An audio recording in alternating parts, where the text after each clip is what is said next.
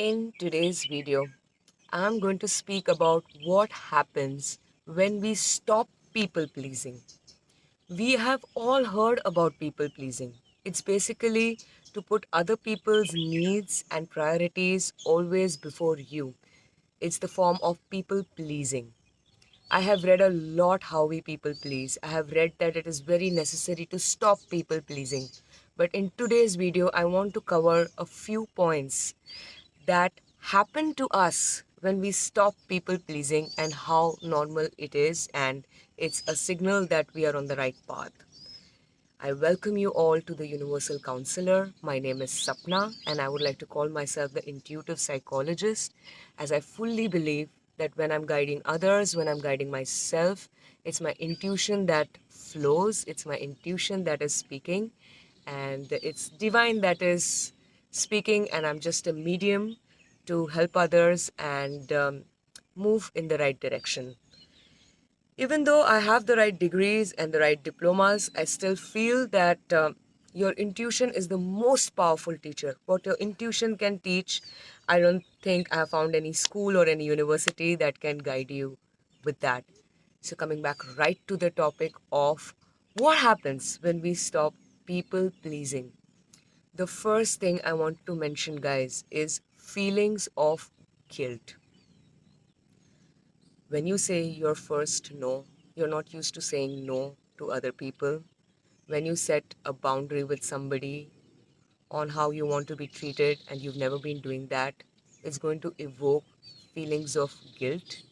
It's also going to create a lot of anxiousness in the body, in your surroundings, in yourself, and they are going to be very uncomfortable feelings.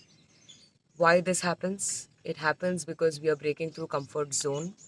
It happens because we were not taught how to put our needs first, or even we were not taught that how important it is that you fill your own cup first.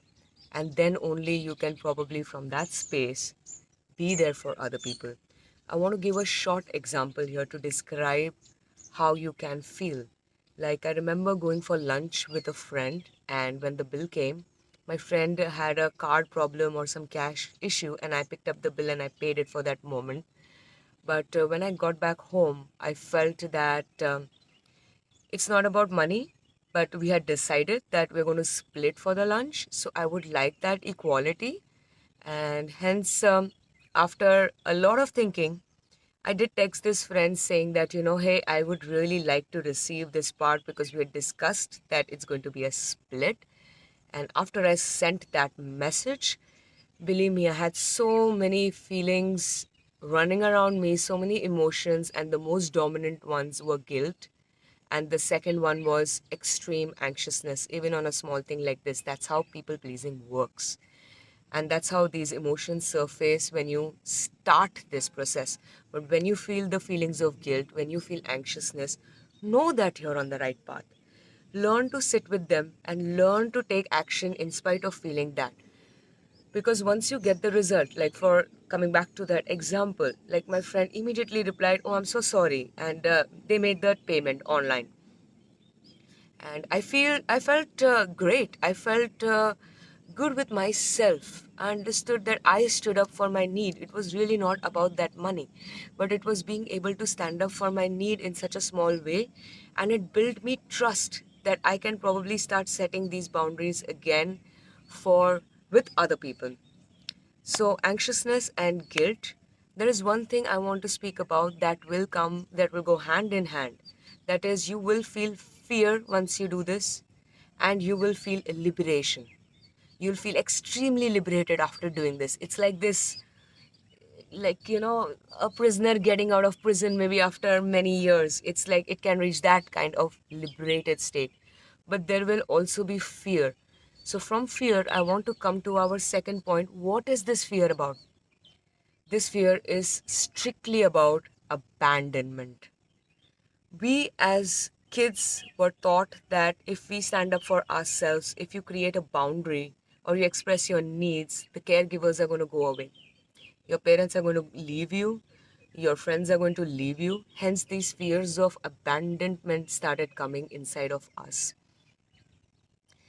And I want to speak the truth here, like always, that when you set boundaries and when you stand up for yourself, some people are definitely going to go out of your life. And these people can also be the ones you have cherished and loved. Even you believed somewhere that these are the relationships that are going to last for your entire lifetime. But you will be shocked that once you stand up for yourself, these relationships will start fading away. The good thing about this is that these relationships start fading away, but the ones who understand when you set a boundary, when you create this protection around yourself and your needs, the healthy ones, the people who are doing the same thing, they resonate with that and they want to stay in your life. They see you as a healthy individual and they themselves are healthy people and they want to engage with you. So there is a chance to have a better social circle. There's a chance to have people who keep respect as the first priority. And let me tell you guys, people who are benefiting from the lack of your boundaries, from your incapability of saying no when you want to, who are benefiting, they're going to leave because their benefits are gone and they were getting something out of you. That doesn't mean that they are really bad people, but they were benefiting from your way of dealing with yourself, and that's how the world works. So that's why it is our responsibility to start understanding where we are going to say no, when we are going to put a boundary, and how we are going to communicate a boundary, which I will definitely cover in next video of how to communicate boundaries. Such an important thing. So these are the two things that I have covered, and yeah, it's a long journey to stop people pleasing. It's not that today you got the realization that you're a pleaser and tomorrow you're not a pleaser. It won't work like that. You will fall back into your previous patterns and sometimes you will do things, and know that you have to be very patient with yourself in such moments and compassionate with yourself when you know that probably you shouldn't have gone there and you did. Probably you should be saying to this new person no early when you know you see the red flags, but you still go on with it because you don't want to disappoint them. At any point you recognize that you've been pleasing, you can always take that step back. You can always stand up for yourself. You always have your own self. I want you to know that. You always have your own self. And the more you're forgiving and compassionate towards yourself, the faster you can be back to that journey of healing. So it's not about going in a straight line towards ending this pattern. There are going to be waves. At some days you will excel and sometimes you will go back, which is okay. But I urge you to stay on the path of stopping people pleasing and standing up more for yourself, for the sake of yourself, and for the sake of creating healthy relationships in your life. I want you to experience what healthy relationships mean. Thank you so much, guys. Thank you so much for listening, and I really hope it helps you. I would love to hear from you what you feel about it, what you feel about people pleasing. Have you managed to end certain patterns, and what's your progress? And I will see you in the next video. Thank you so much.